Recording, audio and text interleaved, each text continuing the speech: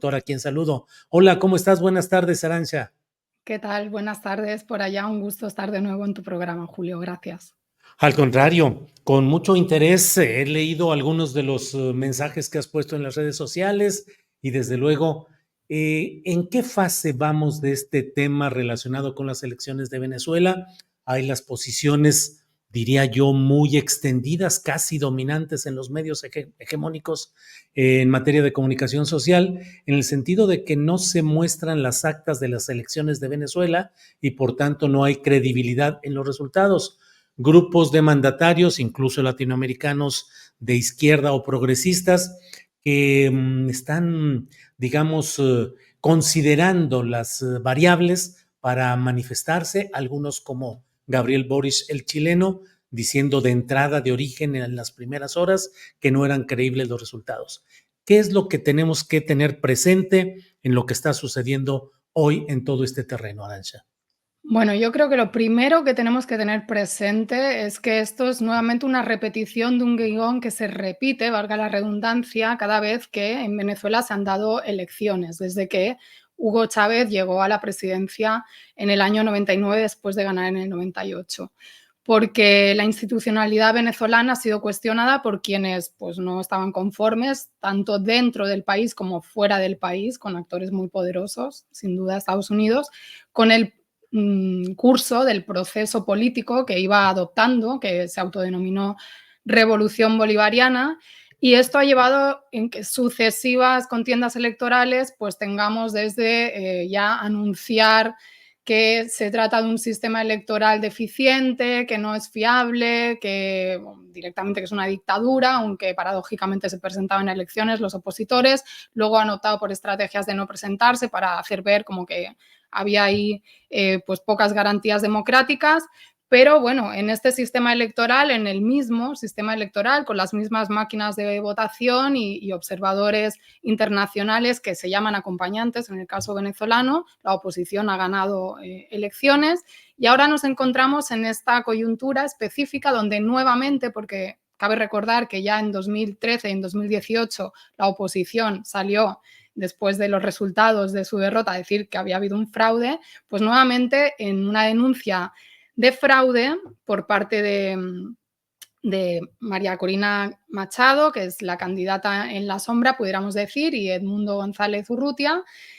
Y esto por las características de cómo se ha dado, ¿no? La cronología de los acontecimientos, porque ha habido una demora por parte del Consejo Nacional Electoral a la hora de presentar los resultados totalizados, o sea, hubo un primer informe la noche del domingo con retraso del 80% de las actas.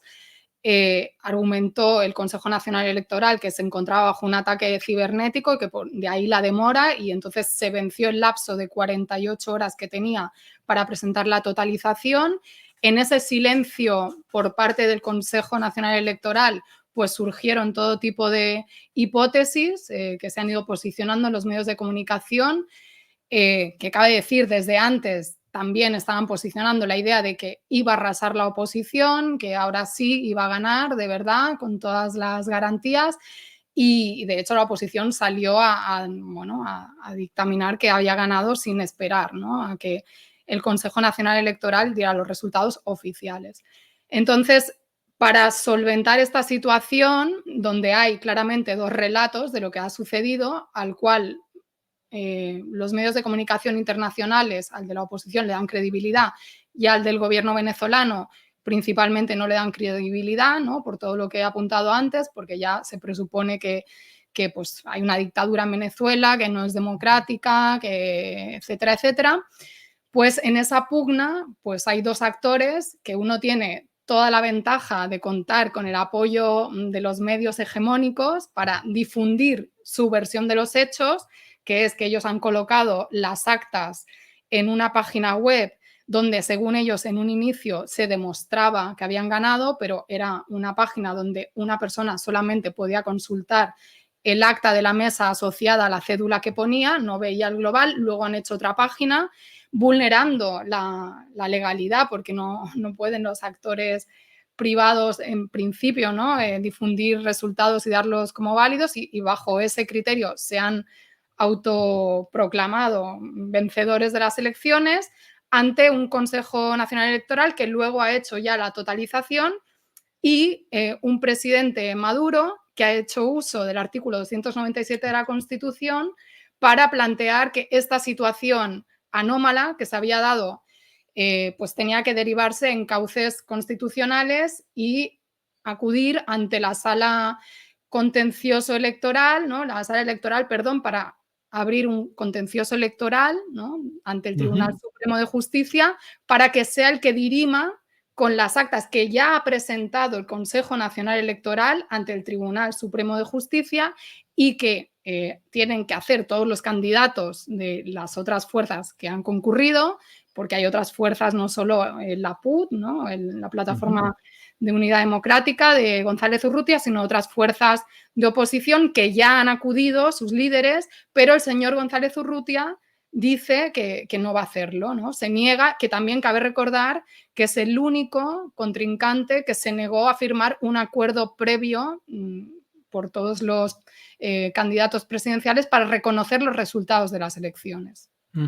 Ahora, lo que estamos viendo y viviendo, Arantxa, me lleva a preguntar, ¿cuáles son los límites de los cambios provenientes de movimientos que llegan al poder con propuestas avanzadas de izquierda o progresistas y llegan por la vía electoral, por la vía de las urnas y tienen que seguir esas reglas y esos condicionamientos? Ya hemos visto otras experiencias en las cuales movimientos de izquierda o progresistas llegados al poder se topan con todas estas barreras institucionales, electorales, judiciales, mediáticas, que hacen muy difícil que puedan cumplir los propósitos que llevan. En este sentido, el ciclo de Venezuela, el chavismo y ahora Maduro, ¿estarán en riesgo de estar cerrando ese ciclo porque haya una acometida muy fuerte de estos factores para ya cerrarle el paso?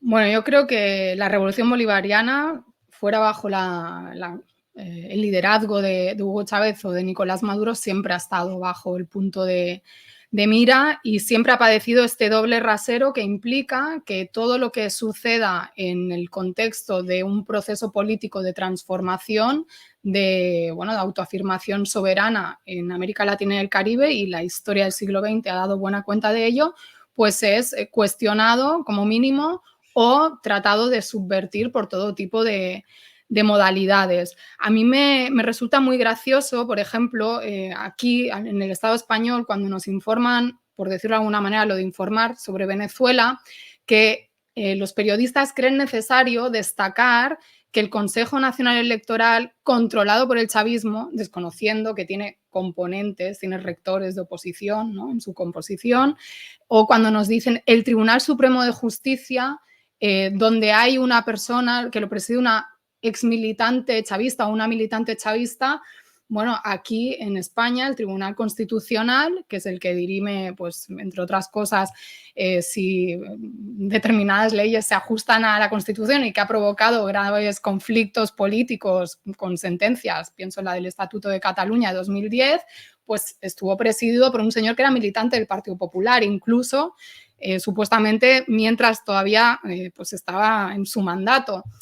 Quiero decir, ¿está bien que eso sea así? No, pero si no está bien para Venezuela, no está bien para ningún país. Entonces, ¿por qué cuando llegan estos mandatarios que pueden ser de izquierdas, progresistas o a veces simplemente pues soberanistas, ¿no?, que quieren explotar los recursos muy ingentes que hay en el territorio del continente de manera soberana, valga la redundancia, ¿no?, con su propio criterio para beneficio de las mayorías, o algunos dirán para que lo roben solo esa cleptocracia y no las élites de antes? Bueno, ese es otro debate.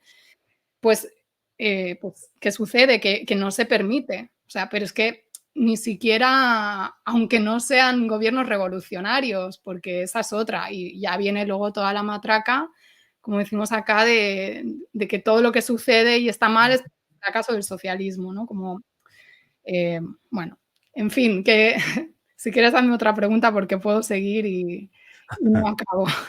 Bueno, no, no, no. A mí me parece que estamos pues en presencia de algo que implica tanto medios de comunicación como otros poderes fácticos que siempre frenan el camino a estos procesos populares. Y en ese marco, ¿qué tanto la izquierda debe apegarse rigurosamente a la respetabilidad de los procesos electorales, aun cuando esos provinieran del antiguo régimen? A ver, es que mm, Venezuela no plantea una vía de transformación ajena al voto. O sea, no Ujú. estamos en un momento político de insurgencia como pudo ser pues, en los años 60, 50, 70, ¿no? De la historia de América Latina y el Caribe con las guerrillas. O sea, hoy en día eso es algo sumamente pues marginal, ¿no? Anecdótico, entre comillas, con todo el respeto, pero bueno, en la misma Colombia pues quedan pocos focos de lucha insurgente. Entonces, la apuesta de Venezuela se podría decir que es como la que hizo Salvador Allende en Chile, hacer una transformación. Algunos dirán que es hacia el socialismo, otros dirán que es hacia la soberanía. Esto es otro debate para las fuerzas de la izquierda. Y, y bueno, dentro de ese marco, que es una institucionalidad claramente con otros elementos novedosos, porque Venezuela no ha pretendido ser una democracia liberal al uso, de hecho se autodefine en la Constitución como una democracia participativa y protagónica, con una apuesta de transformación del Estado, de construcción de un Estado comunal, con sus avances y limitaciones, ¿no? Y contradicciones también de lo que es construir un nuevo germen de poder más desterritorializado, menos concentrado, ¿no? Y lo que implica eso para los que están incluso dentro del proceso revolucionario en posiciones de poder, que pueden ver amenazado su espacio de poder, ¿no? Y los choques que eso conlleva, pero, pero bueno, es que claro, en estas condiciones es muy difícil construir, ¿no? Estamos hablando de ataques en un espectro muy amplio, que si lo miramos en una terminología militar, que es como actúa el poder del hegemón, del imperio, pues es una guerra híbrida. A Venezuela le han aplicado todo lo que ya vimos en el Chile de Allende, pero más allá, ¿no? Con todo lo que aporta pues el tema de las redes sociales, ¿no? Los avances en la guerra cognitiva, en la guerra psicológica, etcétera, etcétera, medios de comunicación. Y bueno, pues es sumamente complicado, pero yo quiero apuntar que creo que hoy, a diferencia de otros momentos, tú decías al inicio, Julio, sobre el posicionamiento de algunos mandatarios regionales. Yo creo que a diferencia de 2019, que fue otro momento de claro golpismo con esta estrategia de posicionar a un autoproclamado presidente interino, figura que no existe en la Constitución, Juan Guaidó, que fue avalado, por supuesto, vía Twitter por el señor Donald Trump. Entonces, el grupo de Lima era fuerte, las fuerzas de la derecha eran mucho más fuertes y ahora hay un eje poderoso, que es el eje México, Colombia, Brasil, que ha servido de dique en primera instancia para frenar el intento de repetir un Bolivia 2019, un golpe de Estado pseudoelectoral militar como el que le hicieron a Evo Morales en Bolivia, ¿no? Con la excusa de las elecciones. Y esto ha sido posible por la mediación y las artes diplomáticas de las cancillerías mexicana, brasileña y colombiana, ¿no? Sí. Y esto contrasta, sí, evidentemente, con el posicionamiento de otros líderes mandatarios de la supuesta izquierda del continente, que pese a ser de países donde está tan reciente lo que es el golpismo, ¿no? Y tener enfrente esas fuerzas golpistas que siguen siendo muy potentes, aunque ya no estén formalmente en el poder, aunque sí están en el poder, no en el gobierno, estoy hablando de Chile, claro. pues que no lo vean con esa claridad o a lo mejor no pueden por la correlación de debilidades que tienen o por X motivos, ya esto lo dejo a cada Sí, cual a su criterio.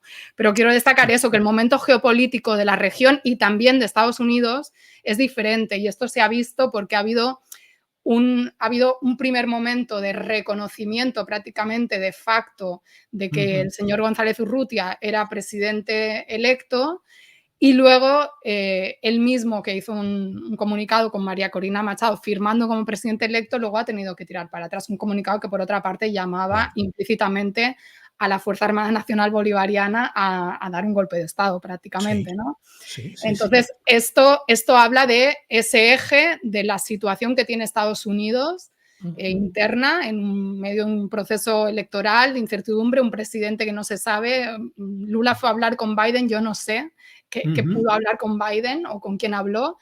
Y también que hay otros focos de guerra en el mundo que sí, afectan a la política y a las elecciones en Estados Unidos. Es muy sintomático que cuando claro, entras a la página de Foreign Affairs no hay destacada ninguna noticia sobre Venezuela en la portada en estos días. Publicaron el día claro, 29 un análisis, entre comillas, de un supuesto diplomático responsable del gobierno 2.0 del señor sí, Guaidó, pero no tienen, ¿no?, como una claro, actualización de seguimiento de los acontecimientos. claro, Entonces, yo creo que esto también habla de que Estados Unidos, y por las declaraciones del subsecretario de Estado, del responsable para asuntos hemisféricos de Venezuela y demás, están un poco delegando esta acción de mediación y de, como ellos dicen, transición hacia cauces democráticos, transición ujú, democrática, muy ambigua, a ese liderazgo del eje latinoamericano, de claro. Brasil, de Colombia y de México. Y de México, sí.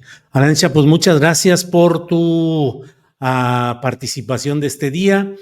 Al público le comento que eres doctora en Relaciones Internacionales e Integración Europea por la Universidad Autónoma de Barcelona y doctora, tienes la maestría y el doctorado en Estudios Latinoamericanos por la Universidad Nacional Autónoma de México. Así es que ya has Sí. escrito fundamentalmente sobre temas relacionados con Venezuela, México, Cuba, el Caribe. Así es que, Arantxa, Y muy también he vivido en agradecidos. Venezuela, quiero decirlo, porque luego hay gente que en las redes sociales opina. He vivido en Venezuela y no cobro de Venezuela, pero bueno, si me quieren pagar, yo encantada de que me financien mis vacaciones, que ahora hace mucho calor en Barcelona y va bien salir de casa. Arantxa, como siempre, muchas gracias por tus palabras, por tu conocimiento y por compartirlo con nuestra audiencia y A seguiremos ti, atentos y en contacto. Gracias, Arantxa. a ustedes. Hasta luego.